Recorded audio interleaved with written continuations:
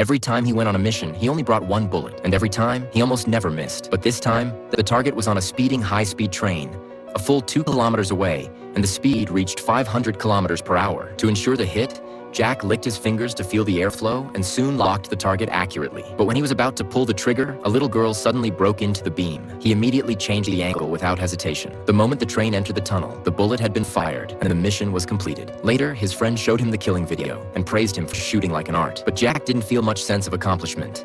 He knew that he was no longer the same person as before. He used to never deviate from the target, but this time, the bullet just grazed the neck and deviated by a few centimeters. If it was half a second slower, the little girl would be finished. So Jack decided to stop. He handed in his resignation letter to the organization, and the organization immediately sent someone to persuade him to change his mind. But Jack had made up his mind and was very firm. Not long after, he met an old acquaintance at the dock. In front of them was the endless sea. The old friend reminded him to be careful recently, because the man Jack just killed was not a terrorist at all, but a top biological scientist. It is very likely that the organization had done something. If even the target information can be forged, there must be a bigger secret behind it. The old friend gave him a contact address, but they didn't notice that someone had already been eyeing them, and the entire conversation was monitored. Soon, the top leaders of the organization held an emergency meeting and finally decided Jack must be eliminated. They spent several years training him to be a shadow killer, but now he is no longer loyal, so he can only be eliminated. That night, Jack was awakened by a sudden alarm. He saw a figure flashing outside the window. He immediately opened the secret passage beside the bed,